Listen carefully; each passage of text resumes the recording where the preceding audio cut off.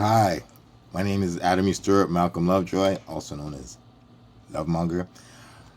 Let's go in. I just want to make the world better, so every day or two, I'm really going to do my best to contribute a little knowledge and wisdom and a little help in the world of relationships and love because it's 2021 and people are having a rough time out there.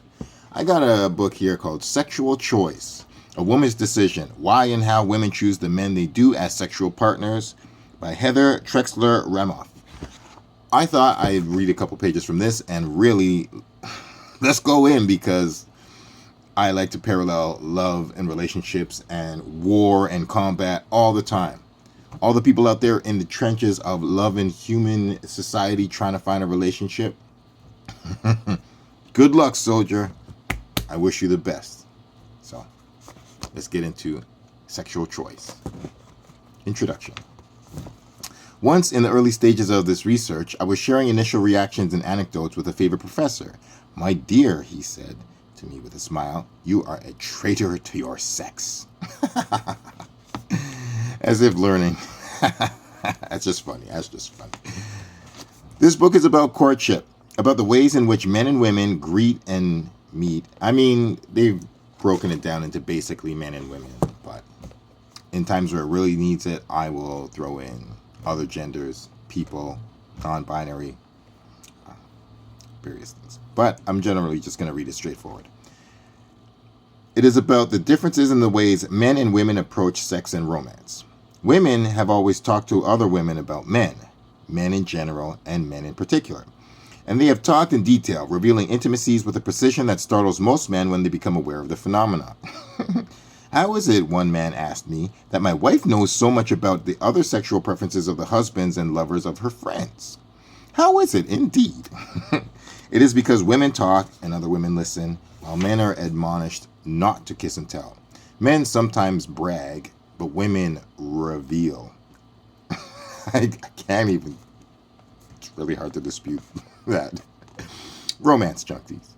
The origins of this book are rooted in conversations with friends many years ago. It was the late 60s and we were all re-examining our options as women. Some of us were falling in and out of the love in the age-old pattern. We talked with each other and wept with each other. And sometimes late at night, when our reserves were down, we admitted despair. All of our fine and liberated ideals had not changed our choice of love objects. Although we worked with men as equals, these men were our friends, trusted and admired, but seldom our lovers. We were romance junkies, and our sweet rushing highs were too often triggered by traits we had intellectually rejected. Glenna, recently recovered from hepatitis, recalled and loathed the incident that had started her current affair. They had met to discuss business over dinner. Glenna ordered herself a drink, and her companion, knowing her medical history, swiftly, surely, and with absolute resolve, canceled her order and instructed the waitress to bring instead 2 club sodas. What the fuck? Glenda fumed and fretted and fell in love. None of us was happy with her plunge from grace, but we understood emotionally. Why were some behavior patterns so difficult to unlearn? For real. I asked myself the question and could not come with satisfying answers. Long hours in the library led me to my eventual return to graduate school. There in the pages of journals of evolutionary biology, I got the first answers that satisfied. Those studies in turn led me back to the ongoing phenomenon, women talking about men. Women talking to women about men. Slight difference. I wanted to see how the theories of evolutionary biology compared to what was going on in our culture today. So I began to talk with women in depth about the men in their lives. The research based on the 66 women I interviewed reveals the mate selection patterns at work in our culture today and forms the basis for this book. I have 2 basic contentions. This chapter is subtitled Female Choice, a Biological Mandate. I have 2 basic contentions. First, the human mating system is one characterized by female choice. Facts. Second, the behaviors displayed in this reproductive arena are controlled by a biological mandate. In other words, women hold trump cards when it comes to determining whom they are going to or not going to sleep with. For reals.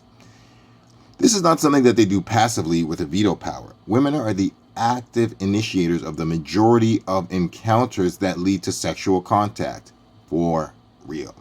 There's no way around this. It's just something that people have to accept and consciously choose to deal with and operate forward with, instead of pretending this fairy tale world where a bunch of other myths and fantasies and superstitions, quote unquote, make people fall in love or cause relationships. Nah, pay attention. And there are sound biological reasons why this is and probably will continue to be the case. Women initiate the majority of sexual encounters, period. Or plant the seeds that cause them, period. The biological directives, healthy ones, healthy sexual encounters. I'm not talking rape and abuse. I am aware of that. But anybody can do that. I digress. The biological directives governing our reproductive behavior take several forms. One is that women should be more sexually selective than men. There's reasons for that. The rationale behind this selectivity is developed in the chapters devoted to the methods of female choice. But it is not sufficient to stop with a demonstration of the power that women have in choosing their sexual partners. Of equal importance is understanding that the traits on which such choice is based for evolutionary theory is linked to reproductive success. If the traits women select for don't contribute to the survival chances of their kids, then mine is a hollow argument. The goal of this book is to demonstrate the evolutionary logic of a system of female choice and to examine the male traits that women evaluate in deciding whom they are going to sleep with and whom they are going to have children with. Two distinct separate categories. Part 1, chapters 1 to 8, presents the rationale for a system of female choice and describes how women select men. Part 2, chapters 9 to 13, reveals what women are looking for. The book concludes with Part 3, chapters 14 to 17, which explains the differences between men who rate as sexual partners and those who rate as reproductive partners. Evolution, that great shaper of body and mind, is a curious taskmaster. What we have been determines what we are.